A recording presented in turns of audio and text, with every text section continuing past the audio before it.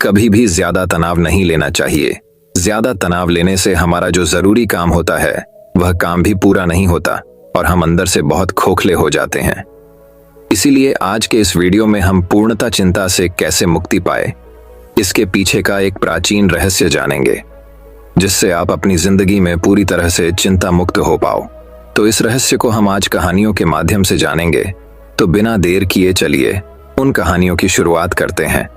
पहली कहानी, चिंता में खुद को बर्बाद मत करो। ये उन दिनों की बात है जब एक सन्यासी सेब के बाग में अपना समय व्यतीत कर रहे थे। उस समय तक सन्यासी की प्रसिद्धि दूर दूर तक फैल चुकी थी। लोग अपनी चिंताओं और समस्याओं का समाधान खोजने के लिए दूर दूर से सन्यासी के पास आते थे। ऐसे ही एक दिन जब सन्यासी सेब के जंगल में लोगों को उपदेश दे रहे थे, तो एक आदमी अपने 24 से 25 साल के बेटे के साथ सन्यासी की ओर आ रहा था। जब वे उपदेश स्थल के पास पहुंचे तो सन्यासी ने उनकी ओर देखा और इशारा किया। उसके पास बैठने के लिए जब उपदेश समाप्त हो गया और सभी लोग चले गए, तब सन्यासी ने उस व्यक्ति को अपने पास बुलाया और बैठने को कहा। चारों ओर हरियाली थी, मौसम सुहाना था, तरह तरह के पक्षियों की आवाजें गूंज रही थीं। ऐसा नजारा देखकर उस व्यक्ति को अंदर से बहुत शांति महसूस हो रही थी। इसके बाद सन्यासी ने उस व्यक्ति से आने का कारण पूछा। इस पर वह व्यक्ति बोला, हे महात्मा, मैं अपने बेटे को आपसे मिलवाने के लिए 2 दिन की लंबी यात्रा कर आया हूं। यह मेरा इकलौता बेटा है और वह हर वक्त थका रहता है। ऐसा लगता है कि इसमें जान ही नहीं है। इसका स्वभाव भी काफी चिड़चिड़ा हो गया है। अगर हम इसे कुछ भी कहें तो यह हमारी छोटी छोटी बातों पर गुस्सा हो जाता है। इसकी देखने की क्षमता भी उम्र से पहले ही कमजोर हो गई है और उसके बाल भी सफेद हो रहे हैं। इतनी कम उम्र में बूढ़ा दिखने लगा। मैं समझ नहीं पा रहा हूं कि उसके साथ क्या हो रहा है। हे सन्यासी, मुझे अपने बेटे की बहुत चिंता हो रही है। मैं अपने बेटे को डॉक्टर के पास ले गया तो उन्होंने कुछ दवा दी और कहा, बेटा कम तनाव ले। वह अपने दिमाग पर बहुत अधिक तनाव लेता है, इसीलिए उसकी यह हालत है। लेकिन उन्हें बहुत समझाने के बाद भी मुझे तनाव का मतलब समझ नहीं आया। मुझे नहीं पता कि तनाव क्या है, इसका कारण क्या है और इसे कैसे दूर किया जाए। मेरे बेटे के मन की, लेकिन सबसे पहले मुझे यह समझना होगा कि तनाव क्या है, इसलिए मैं आपके पास आया हूं। सन्यासी, कृपया मेरी समस्या का समाधान करें। यह सुनकर सन्यासी ने उनके बेटे को बहुत ध्यान से देखा। उसके चेहरे को देखा, उसकी आंखों को देखा, फिर उसके हाथों की नाड़ी भी जांची।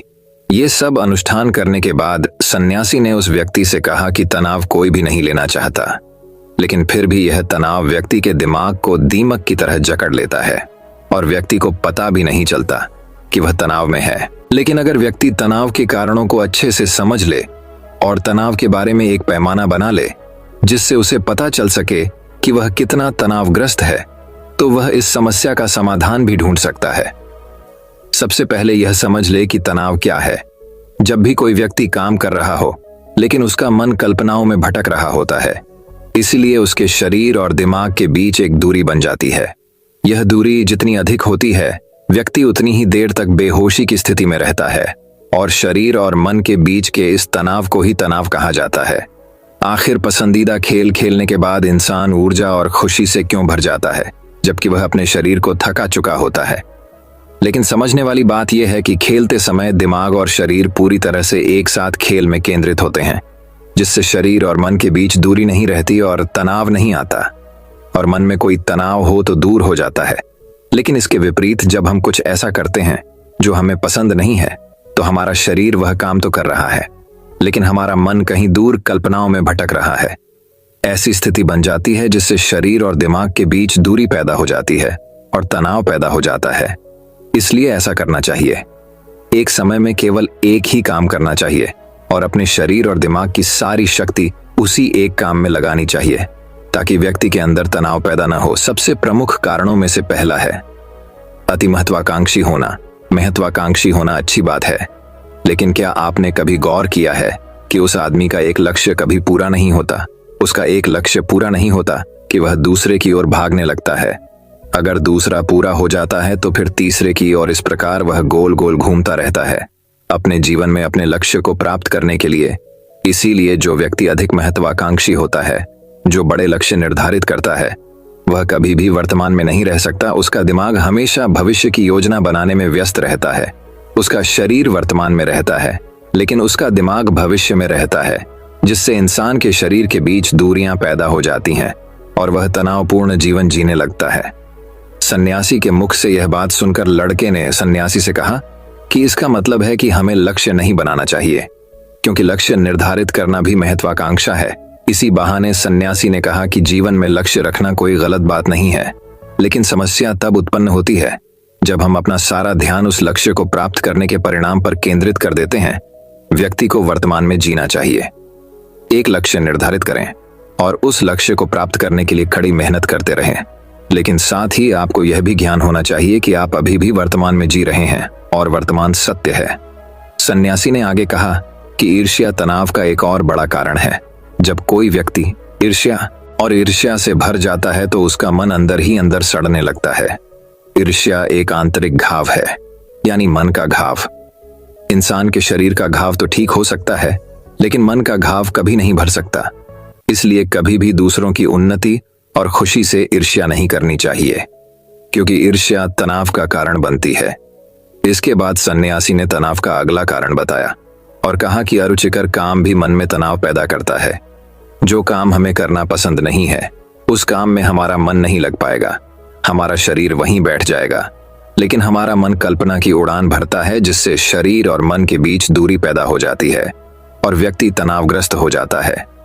इसलिए व्यक्ति को हमेशा अपनी रुचि के अनुसार ही कार्य करना चाहिए। यदि व्यक्ति ने यह तय कर लिया है कि उसे कौन सा काम करना है और वह उसी काम को अपने जीवन का लक्ष्य बना लेता है, तब वह काम उसके लिए काम नहीं बल्कि खेल बन जाता है। लेकिन दोस्तों, अपने जुनून को फॉलो करो, ये कहना कितना आसान है। अपना सच्चा जुनून ढूंढना कितना मुश्किल है, क्योंकि आजकल ज्यादातर युवा सेलिब्रिटीज और सोशल मीडिया से प्रभावित हैं। वे किसी भी काम को अपना जुनून मानते हैं और फिर कुछ दिनों तक कोशिश करने के बाद उसे बीच में ही छोड़ देते हैं, क्योंकि यह उनका जुनून नहीं था, और इस तरह वे अपना कीमती समय और ऊर्जा बर्बाद करते हैं। तनाव का चौथा कारण है दूसरों से अपेक्षा करना। सन्यासी ने उस व्यक्ति की ओर इशारा करते हुए कहा, एक पिता के रूप में तुम्हें अपने बेटे से बहुत सारी उम्मीदें रखी होंगी कि आपका बेटा बहुत सफल इंसान बने, आपका नाम रोशन करे और जैसा जीवन चाहे वैसा जिए, आपकी हर बात माने। लेकिन क्या आज तक किसी की भी उम्मीदें पूरी हुई हैं? जब भी कोई व्यक्ति दूसरे से कुछ अपेक्षा करने लगता है तो वह अनजाने में तनाव पैदा करना शुरू कर देता है। खुद के लिए जरा सोचिए, अगर आपका बेटा आपके मुताबिक काम नहीं कर रहा है और वह वैसा नहीं बन रहा है जैसा आप उसे बनाना चाहते हैं, तो निश्चित तौर पर तनाव आपके दिमाग पर हावी हो जाएगा। आप तनावपूर्ण जीवन जीने लगेंगे और इस तनाव में आप इस तरह व्यवहार और बातचीत करेंगे कि आपके अपने बेटे के साथ संबंध बद से बदतर होते चले जाएंगे। इसलिए व्यक्ति को दूसरों से अपनी क्षमता से कम उम्मीदें रखनी चाहिए, और अगर आप पूरी तरह से तनाव मुक्त रहना चाहते हैं तो दूसरों से उम्मीद करना बंद कर दें। इसके बाद सन्यासी ने कहा कि शारीरिक कष्ट भी मनुष्य के तनाव का एक कारण है। जब कोई व्यक्ति किसी शारीरिक दर्द से गुजर रहा होता है तो उसका पूरा ध्यान उस दर्द पर होता है और वह सारा दिन बस अपने दर्द के बारे में ही सोचता रहता है, जिससे उसका मन दुखद विचारों से भर जाता है और ऐसे में व्यक्ति तनावग्रस्त रहने लगता है। यह सब सुनकर वह व्यक्ति बोला कि हे सन्यासी, शारीरिक कष्ट किसी भी व्यक्ति को हो सकता है, तो क्या वह व्यक्ति जीवन भर तनाव में रहेगा? इसका उत्तर देते हुए सन्यासी ने कहा कि मनुष्य को यह समझना चाहिए कि हमारा जीवन दुख का आधार है। जैसे जैसे हमारा जीवन चलता है, बीमारियां आती हैं और अंत में मृत्यु आती है। इसलिए बीमारियां मानव जीवन का अभिन्न अंग हैं। इससे कोई नहीं बच सकता। यह बस किसी के जीवन में समय से पहले आता है और किसी के बाद आता है, लेकिन सबके पास आता है। जब मानव मस्तिष्क इस बात को अच्छी तरह से समझ जाएगा तो तब उसे अपनी बीमारी के बारे में सोचकर ज्यादा तनाव नहीं लेना चाहिए, क्योंकि यह हमारे जीवन का अभिन्न अंग है और इसके लिए शारीरिक व्यायाम का अभ्यास करते रहना चाहिए और स्वस्थ जीवन शैली को भी अपने जीवन में जगह देनी चाहिए, जिससे उनका शरीर लंबे समय तक स्वस्थ रहकर ठीक से काम कर सके। तनाव का अगला कारण है अपनी योजनाओं को समझने के लिए समय न देना। कुछ लोगों के मन में यह विचार घर कर जाता है कि वे बिना सोचे समझे उस पर काम शुरू कर देते हैं और जब उन्हें उस काम में असफलता मिलती है तो वे तनाव से भर जाते हैं, क्योंकि उन्होंने उस काम को शुरू करने से पहले उस काम के बारे में पूरी जानकारी इकट्ठा नहीं की थी। किसी भी कार्य को शुरू करने से पहले व्यक्ति को उसके अच्छे और बुरे परिणाम के बारे में ठीक से विचार कर लेना चाहिए। व्यक्ति को यह भी अच्छे से सोचना चाहिए कि यदि यह योजना सफल नहीं हुई तो इसके बाद मैं क्या करूंगा। इसलिए व्यक्ति को अपनी योजनाओं को समझने के लिए पूरा समय देना चाहिए, ताकि बाद में वही योजना तनाव पैदा न कर दे। तनाव का 7वां सबसे बड़ा कारण टालमटोल है। आज का काम कल पर डाल देना। आपने यह कहावत तो सुनी ही होगी कि आलस्य मनुष्य का सबसे बड़ा दुश्मन है। मनुष्य अपने आलस्य के कारण आज के काम को कल पर टाल देता है और फिर टालना उसकी आदत बन जाती है। टाल मटोल करने वाले का काम कभी भी समय पर पूरा नहीं होता है, और अगर किसी कारण से हो भी जाता है तो उतना अच्छा नहीं होता जितना हो सकता था, और फिर ये बात इंसान के अंदर तनाव पैदा करती है। लेकिन आखिरी समय पर टालना या ना करना एक आदत है, इसलिए न चाहते हुए भी व्यक्ति बार बार इस आदत का शिकार हो जाता है और फिर काम को टालता रहता है। और फिर जब काम की समय सीमा नजदीक आ जाती है तो वह उस काम को पूरा करने की कोशिश करता है। इसलिए तनाव मुक्त रहने के लिए व्यक्ति को काम को टालने की आदत को छोड़ना होगा, और यह तभी संभव है जब लोग काम को समय से पहले पूरा करने का प्रयास करेंगे। तनाव का आखिरी और सबसे बड़ा कारण है ज्यादा सोचना। लगातार सोचना भी एक बीमारी है, और यह उन लोगों में सबसे ज्यादा पाई जाती है जो कल्पनाएं करते हैं, जो अतीत की घटनाओं के बारे में सोचते रहते हैं और जो भविष्य के बारे में बेतहाशा अटकलें लगाते हैं। इसीलिए व्यक्ति को ज्यादा सोचने की आदत पर अंकुश लगाना चाहिए। उसे जितना हो सके खुद को काम में व्यस्त रखने की कोशिश करनी चाहिए और प्रतिदिन ध्यान के अभ्यास को अपने जीवन का हिस्सा बनाए रखना चाहिए। सन्यासी के मुख से ये सभी बातें सुनकर वह व्यक्ति हाथ जोड़कर बोला, हे सन्यासी, मेरा बेटा अभी सिर्फ 20 साल का है और उसे इतनी समझ भी नहीं है कि वह सभी बातों का पालन कर सके। कृपया तनाव दूर करने का कोई आसान तरीका बताएं ताकि मेरा बेटा भी उसे अपना सके और तनाव मुक्त रह सके। उस व्यक्ति की यह विनती सुनकर सन्यासी ने कुछ सोचते हुए उत्तर दिया, यदि आप इतनी सारी बातों का पालन नहीं कर सकते तो इसके लिए एक बहुत ही आसान तरीका है। आप एक समय में एक ही काम करने पर ध्यान केंद्रित करते हैं। आप उस समय जो कर रहे हैं बस उसी पर ध्यान केंद्रित करें, और यदि आपका मन भटकता है तो जैसे ही आपको याद आए अपना ध्यान उस काम पर लौटा दें। तनाव मुक्त रहने का यह सबसे आसान और अच्छा तरीका है। जब आप खाएं तो केवल खाएं, उसके स्वाद का आनंद लें, उसे महसूस करें। जब आप चलें तो अपना ध्यान केवल चलने पर केंद्रित करें। इससे आपका दिमाग और शरीर दोनों एक ही जगह पर केंद्रित रहेंगे। दोनों के बीच कोई दूरी नहीं रहेगी जो तनाव का मुख्य कारण है। दोस्तों, आज की युवा पीढ़ी एक ही समय में 2 या 3 काम करने की आदी हो गई है, जैसे फोन पर बात करते हुए गाड़ी चलाना, खाना खाते समय टीवी देखना या फोन का इस्तेमाल करना। और फिर उनकी शिकायत रहती है कि मैं तनाव में रहता हूँ, मेरा मन बेचैन रहता है, मैं चिड़चिड़ा हो गया हूँ। जब कोई व्यक्ति एक समय में 3 काम करता है तो यह स्वाभाविक है तनाव उत्पन्न होना, क्योंकि दिमाग एक समय में एक ही काम पूरे ध्यान से कर सकता है। कभी भी एक ही समय में 2 चीजों पर पूरा ध्यान केंद्रित नहीं कर पाता। इसलिए जहां तक हो सके एक समय में एक ही काम को पूरे ध्यान से करने की कोशिश करें। दोस्तों, मुझे उम्मीद है कि आपको इस कहानी से बहुत कुछ सीखने को मिला होगा। तो दोस्तों, चलिए अब हमारी दूसरी कहानी की शुरुआत करते हैं। दूसरी कहानी कैसे बनी। एक वेश्या बुद्ध की पहली शिष्य। गौतम बुद्ध के समय में वैशाली राज्य में एक बहुत ही प्रसिद्ध वेश्या रहती थी जिसका नाम था आम्रपाली। वह बहुत ही सुंदर थी और राजा ने उसे नगर वधु घोषित कर दिया गया था, यानी कि पूरे शहर की पत्नी। उसके महल के द्वार पर सदा सोने के रथ खड़े रहते थे, यहाँ तक कि महान राजाओं को भी उससे मिलने के लिए इंतजार करना पड़ता था। वह केवल एक वेश्या थी, लेकिन इतनी अमीर हो गई थी कि वह राज्य खरीद सकती थी। आम्रपाली का शरीर जितना सुंदर था उससे कहीं सुंदर उसकी आत्मा थी, जो सच्चे प्यार के लिए तरसती थी। क्योंकि आम्रपाली खुद से वेश्या नहीं बनी थी, उसे जबरदस्ती राजा ने वेश्या बनाया था। आम्रपाली के वेश्या बनने के पीछे एक कहानी है। आम्रपाली अपने ग्राहकों को बहुत प्यार करने का दिखावा करती थी, क्योंकि उसे इसके लिए भुगतान किया जाता था, लेकिन अंदर से वह उन सब से नफरत करती थी, क्योंकि वह सभी उसका इस्तेमाल एक भोग की वस्तु के रूप में करते थे। एक इंसान के रूप में उसका सम्मान कोई नहीं करता था। एक दिन आम्रपाली अपने महल की बालकनी में खड़ी थी। अचानक उसने महल के सामने से एक युवा बौद्ध भिक्षु को गुजरते हुए देखा, जिसके पास कुछ भी नहीं था सिवाय एक भिक्षा पात्र के। लेकिन उसके पास जबरदस्त जागरूकता थी और लोगों को खुद की ओर आकर्षित करने की अद्भुत शक्ति थी। जब युवा बौद्ध भिक्षुओं ने ऊपर की तरफ देखा तो आम्रपाली उसे देख रही थी। युवा भिक्षु ने आम्रपाली की ओर देखते हुए बेहद सम्मान भाव के साथ आम्रपाली को प्रणाम किया। आम्रपाली एक तक उस युवा भिक्षु को देखती रही, क्योंकि पहली बार किसी ने आम्रपाली को सम्मान की नजरों से देखा था।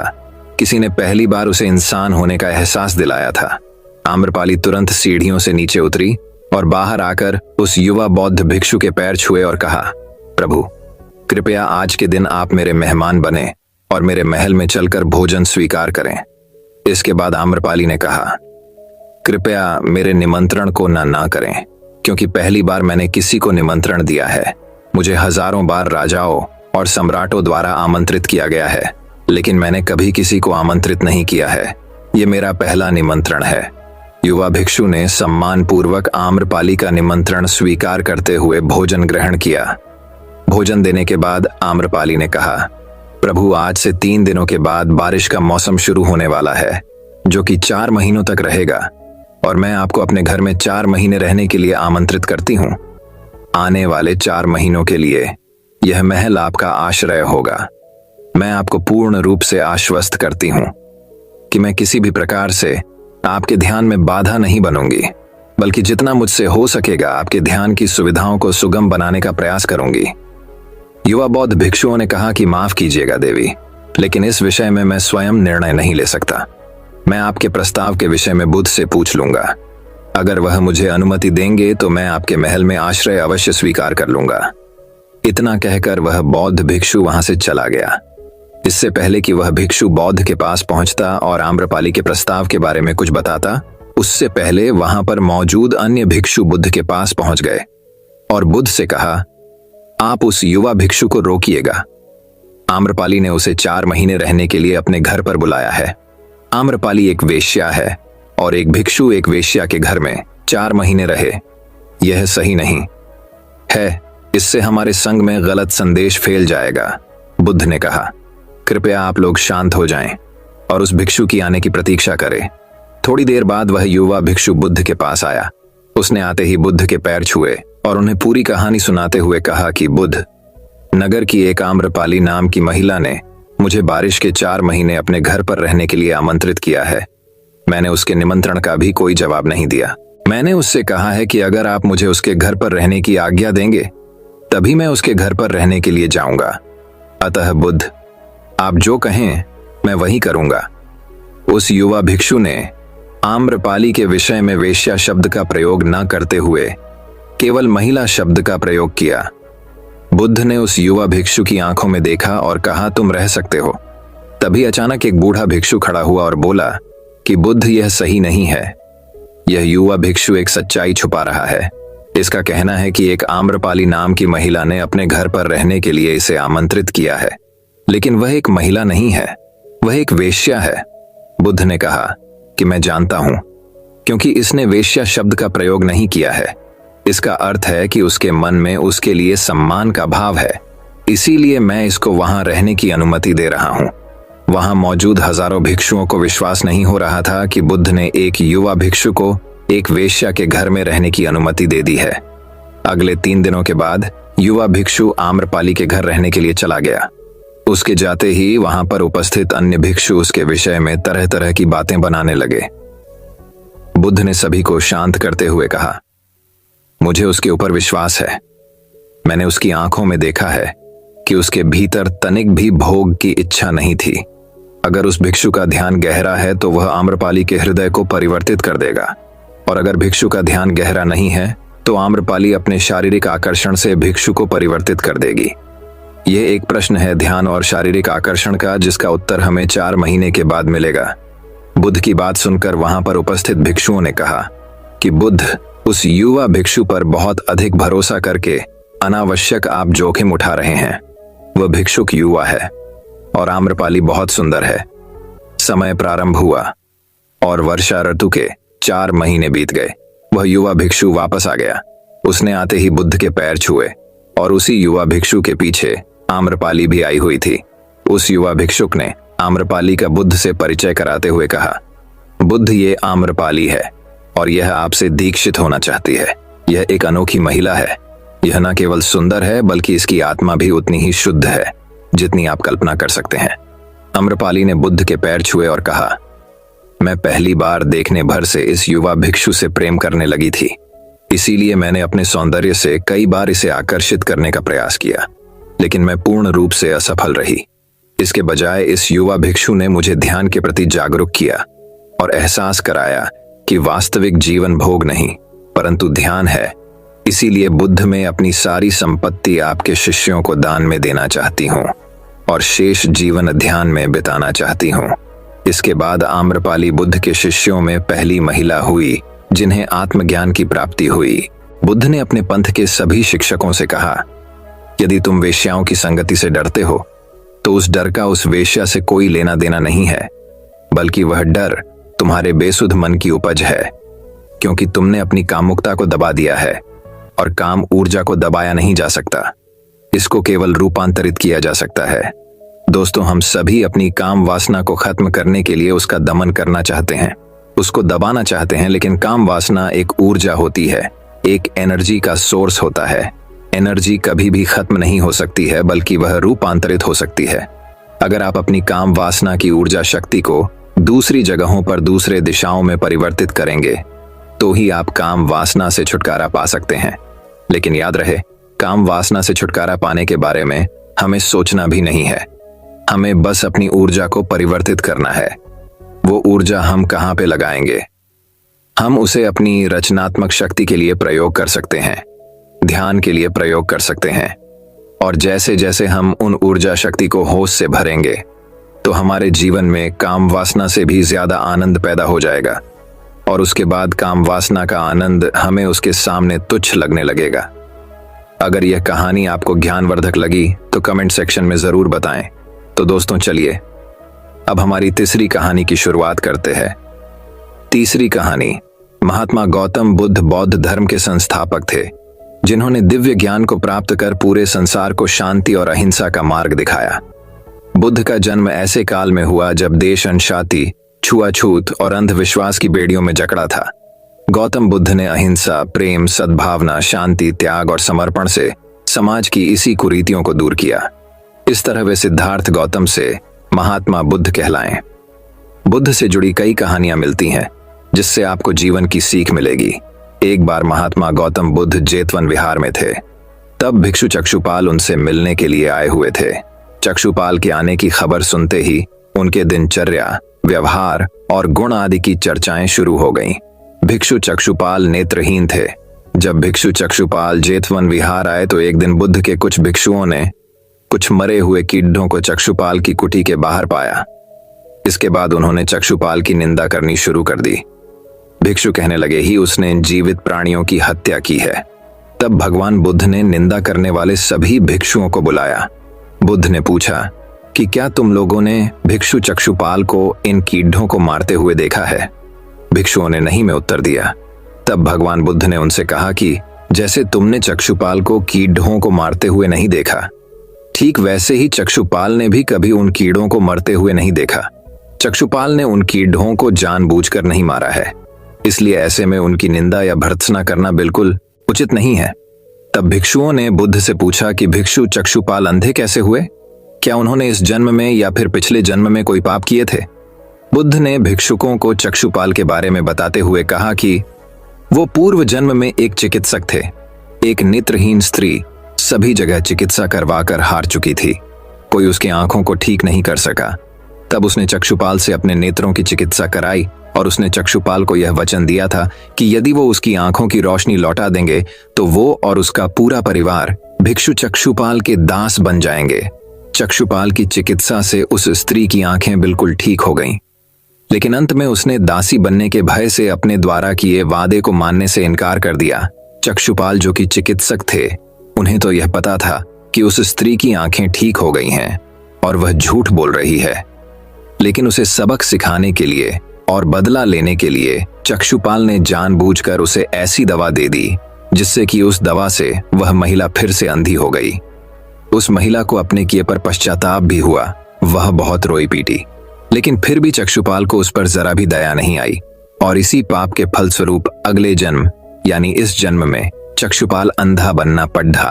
तो दोस्तों चलिए अब हमारी चौथी कहानी की शुरुआत करते हैं।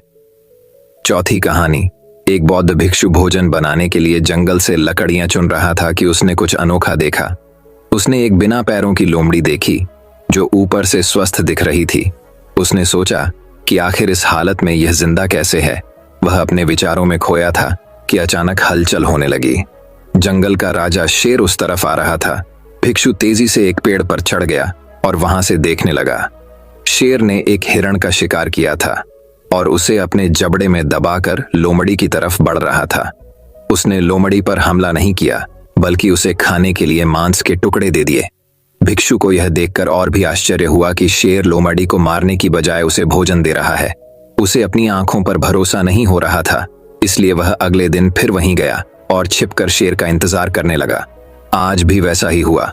भिक्षु खुद से बोला, यह भगवान के होने का प्रमाण है। वह जिसे पैदा करता है उसकी रोटी का भी इंतजाम कर देता है। आज से इस लोमड़ी की तरह मैं भी ऊपर वाले की दया पर जीऊंगा। वही मेरे भोजन की व्यवस्था करेंगे। यही सोचकर वह एक वीरान जगह पर जाकर बैठ गया।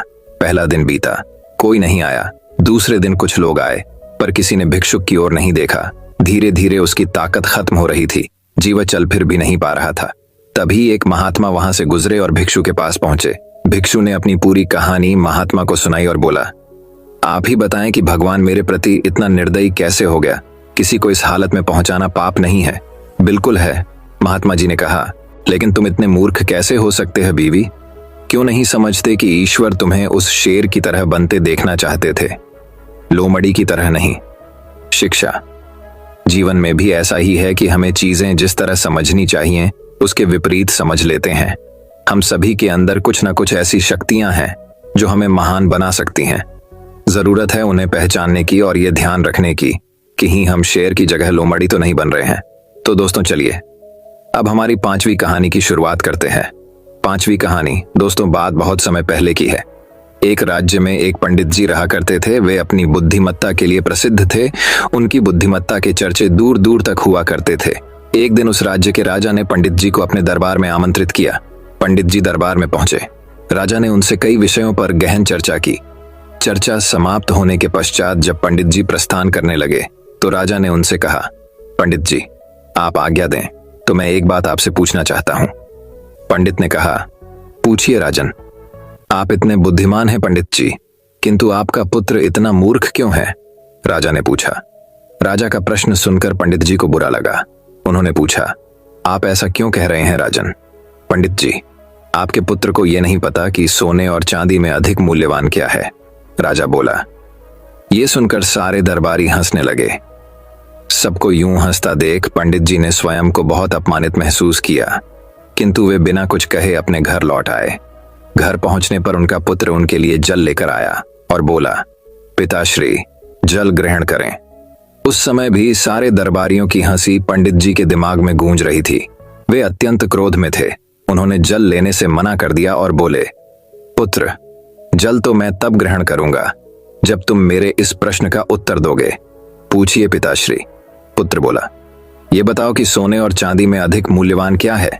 पंडित जी ने पूछा। सोना अधिक मूल्यवान है, पुत्र के तपाक से उत्तर दिया। पुत्र का उत्तर सुनने के बाद पंडित जी ने पूछा, तुमने इस प्रश्न का सही उत्तर दिया है, फिर राजा तुम्हें मूर्ख क्यों कहते हैं? वे कहते हैं कि तुम्हें सोने और चांदी के मूल्य का ज्ञान नहीं है। पंडित जी की बात सुनकर पुत्र सारा माजरा समझ गया। वह उन्हें बताने लगा, पिताश्री मैं प्रतिदिन सुबह जिस रास्ते से विद्यालय जाता हूं उस रास्ते के किनारे राजा अपना दरबार लगाते हैं। वहां ज्ञानी और बुद्धिमान लोग बैठकर विभिन्न विषयों पर चर्चा करते हैं। मुझे वहां से जाता हुआ देख राजा अक्सर मुझे बुलाते हैं और अपने एक हाथ में सोने और एक हाथ में चांदी का सिक्का रखकर कहते हैं कि इन दोनों में से तुम्हें जो मूल्यवान लगे वो उठा लो। मैं रोज चांदी का सिक्का उठाता हूँ। यह देख वे लोग मेरा परिहास करते हैं और मुझ पर हंसते हैं। मैं चुपचाप वहां से चला जाता। पूरी बात सुनकर पंडित जी ने कहा, पुत्र जब तुम्हें झांत है कि सोने और चांदी में से अधिक मूल्यवान सोना है तो सोने का सिक्का उठाकर ले आया करो। क्यों स्वयं को उनकी दृष्टि में मूर्ख साबित करते हो? तुम्हारे कारण मुझे भी अपमानित होना पड़ता है। पुत्र हंसते हुए बोला, पिताश्री मेरे साथ अंदर आइए, मैं आपको कारण बताता हूं। वह पंडित जी को अंदर के कक्ष में ले गया। वहां एक कोने पर एक संदूक रखा हुआ था। उसने वह संदूक खोलकर पंडित जी को दिखाया। पंडित जी आश्चर्यचकित रह गए। उस संदूक में चांदी के सिक्के भरे हुए थे। पंडित जी ने पूछा, पुत्र, ये सब कहां से आया? पुत्र ने उत्तर दिया, पिताश्री, राजा के लिए मुझे रोकना और हाथ में सोने और चांदी का सिक्का लेकर वह प्रश्न पूछना एक खेल बन गया है। अक्सर वे ये खेल मेरे साथ खेला करते हैं और मैं चांदी का सिक्का लेकर आ जाता हूँ। उन्हीं चांदी के सिक्कों से यह संदूक भर गया है। जिस दिन मैंने सोने का सिक्का उठा लिया, उस दिन ये खेल बंद हो जाएगा। इसलिए मैं कभी सोने का सिक्का नहीं उठाता। पंडित जी को पुत्र की बात समझ तो आ गई, किंतु वे पूरी दुनिया को ये बताना चाहते थे कि उनका पुत्र मूर्ख नहीं है। इसलिए उसे लेकर वे राजा के दरबार चले गए। वहां पुत्र ने राजा को सारी बात बता दी है कि वो जानते हुए भी चांदी का सिक्का ही क्यों उठाता है। पूरी बात जानकर राजा बड़ा प्रसन्न हुआ। उसने सोने के सिक्कों से भरा संदूक मंगवाया और उसे पंडित जी के पुत्र को देते हुए बोला, असली विद्वान तो तुम निकले दोस्तों। ये कहानी हमें ये शिक्षा प्रदान करती है कि कभी भी अपने सामर्थ्य का दिखावा मत करो, कर्म करते चले जाओ। जब वक्त आएगा तो पूरी दुनिया को पता चल जाएगा कि आप कितने सामर्थ्यवान हैं। उस दिन आप सोने की तरह चमकोगे और पूरी दुनिया आपका सम्मान करेगी। तो दोस्तों चलिए अब हमारी छठी कहानी की शुरुआत करते हैं। छठी कहानी वही अब एक और कहानी कुछ इस प्रकार शुरू होती है। एक बार एक शिष्य ने विनम्रता पूर्वक अपने गुरुजी से पूछा, गुरुजी, कुछ लोग कहते हैं कि जीवन एक संघर्ष है, कुछ अन्य कहते हैं कि जीवन एक खेल है और कुछ जीवन को एक उत्सव की संज्ञा देते हैं। इनमें कौन सही है? गुरुजी ने तत्काल बड़े ही धैर्यपूर्वक उत्तर दिया, पुत्र, जिन्हें गुरु नहीं मिला उनके लिए जीवन एक संघर्ष है। जिन्हें गुरु मिल गया उनका जीवन एक खेल है। और जो लोग गुरु द्वारा बताए गए मार्ग पर चलने लगते हैं, मात्र वे ही जीवन को एक उत्सव का नाम देने का साहस जुटा पाते हैं। यह उत्तर सुनने के बाद भी शिष्य पूरी तरह से संतुष्ट न था। गुरुजी को इसका आभास हो गया। वे कहने लगे, लो, तुम्हें इसी संदर्भ में एक कहानी सुनाता हूं। ध्यान से सुनोगे तो स्वयं ही अपने प्रश्न का उत्तर पा सकोगे। उन्होंने जो कहानी सुनाई वह इस प्रकार थी। बात बहुत समय पहले की है। एक गुरुकुल में 3 शिष्यों ने अपना अध्ययन संपूर्ण करने पर अपने गुरुजी से यह बताने के लिए विनती की कि उन्हें गुरुदक्षिणा में उनसे क्या चाहिए। गुरुजी पहले तो मंद मंद मुस्कुराए और फिर बड़े स्नेहपूर्वक कहने लगे, मुझे तुमसे गुरुदक्षिणा में एक थैला भर के सूखी पत्तियां चाहिए, ला सकोगे? वे तीनों मन ही मन बहुत प्रसन्न हुए, क्योंकि उन्हें लगा कि वे बड़ी आसानी से अपने गुरुजी की इच्छा पूरी कर सकेंगे। सूखी पत्तियां तो जंगल में सर्वत्र बिखरी ही रहती हैं। वे उत्साहपूर्वक एक ही स्वर में बोले, जी गुरुजी, जैसी आपकी आज्ञा। अब वे तीनों शिष्य चलते चलते एक समीपस्थ जंगल में पहुंच चुके थे, लेकिन यह देखकर कि वहां पर तो सूखी पत्तियां केवल एक मुट्ठी भर ही थीं, उनके आश्चर्य का ठिकाना न रहा। वे सोच में पड़ गए कि आखिर जंगल से कौन सूखी पत्तियां उठाकर ले गया होगा। इतने में ही उन्हें दूर से आता हुआ कोई किसान दिखाई दिया। वे उसके पास पहुंचकर उससे विनम्रता पूर्वक याचना करने लगे कि वह उन्हें केवल एक थैला भर सूखी पत्तियां दे दे। अब उस किसान ने उनसे क्षमा याचना करते हुए उन्हें यह बताया कि वह उनकी मदद नहीं कर सकता, क्योंकि उसने सूखी पत्तियों का ईंधन के रूप में पहले ही उपयोग कर लिया था। अब वे तीनों पास में ही बसे एक गांव की ओर इस आशा से बढ़ने लगे थे कि हो सकता है वहां उस गांव में उनकी कोई सहायता कर सके। वहां पहुंचकर उन्होंने जब एक व्यापारी को देखा तो बड़ी उम्मीद से उससे एक थैला भर सूखी पत्तियां देने के लिए प्रार्थना करने लगे।